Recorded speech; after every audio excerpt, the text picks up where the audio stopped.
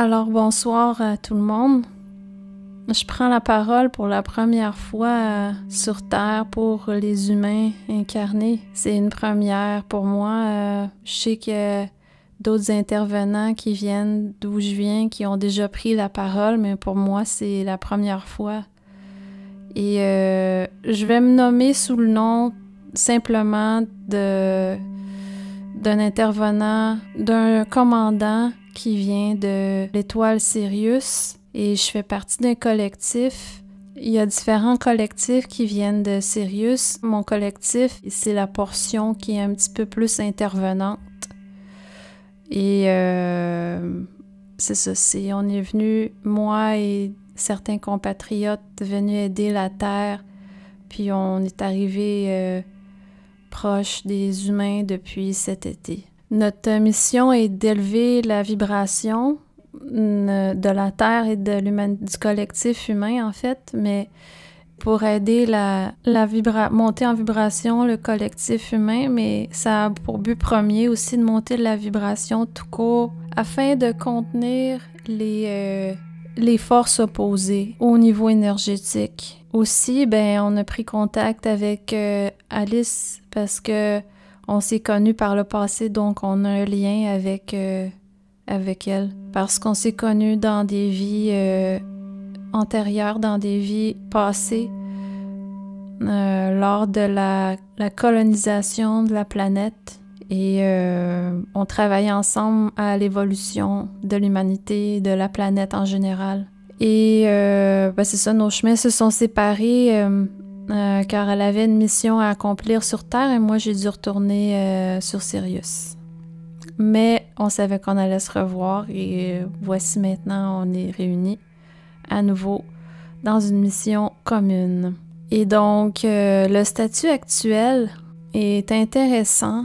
Les énergies sont en mouvance. Il y a beaucoup de progression qui se fait au niveau collectif humain, mais il y a beaucoup de résistance et de peur, et donc on essaie de contenir ça. Et c'est pas facile pour différentes raisons, mais on voit une évolution claire. Disons que ça sera exponentiel ces prochaines semaines et mois. Il va y avoir beaucoup de mouvements encore, mais ça va être pour le mieux. On est plusieurs intervenants pour l'Alliance galactique en ce moment qui sont tout autour de la planète Terre et vous pouvez pas les voir parce que ils sont dans une autre dimension à l'extérieur de votre espace-temps et de votre densité, mais sont bel et bien là. Des fois, vous pouvez peut-être voir des lueurs dans le ciel, des étoiles qui bougent ou des masses lumineuses qui entrent et ressortent, là. Ça, c'est nous. C'est ça, on peut faire des actes de présence comme ça pour montrer, essayer d'éveiller la conscience humaine, mais on n'a pas le droit de faire des interventions de longue durée ou qui sont trop évidentes. Peut-être dans un futur proche, on va avoir le droit de faire perdurer nos interventions un petit peu pour accentuer notre présence dans le ciel, mais pour le moment, c'est quelques petites apparitions et c'est tout. Parce qu'on doit respecter l'évolution naturelle de la conscience collective, mais en même temps, on doit s'efforcer de donner un peu d'informations sur ce qui existe aussi, qui n'est peut-être pas accessible à tout le monde actuellement, l'information sur les autres êtres qui existent dans l'univers, etc. là. Mais c'est certain que tout ce qui a trait à l'histoire de la planète m'intéresse beaucoup et intéresse mes compatriotes, car ce qui vous a été montré dans votre système d'éducation actuel et dans vos religions, là, et la science, ils savent pas l'origine humaine, puis c'est comme si automatiquement il y avait un singe qui avait commencé à évoluer de lui-même et changer son DNA, là. C'est pas tout à fait ça qui s'est passé. C'est intéressant de comprendre que les humains, c'est une race qui existe depuis très longtemps et qui a été instauré sur Terre dans un format adapté. Ça n'a pas été une branche ou une colonie qui est partie à partir du singe, comme il vous a été montré.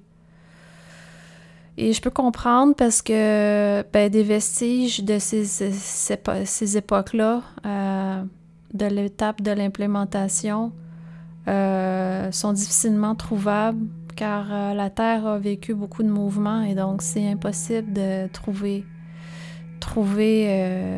des vestiges facilement de cette époque-là. Par contre, en astral, avec l'information universelle, ou ce que vous pouvez appeler l'akashique, qui est une conscience vivante aussi, vous pouvez trouver l'information qui coule bien sur la planète Terre maintenant, et ceux qui sont sensibles, ils peuvent y accéder, ont accès à l'information. Vous pouvez voir les différentes époques et ce qui s'est passé sur Terre, les expériences qui ont été vécues, et ça vous donne une idée un peu du passé, que l'historique de la planète et de l'humanité.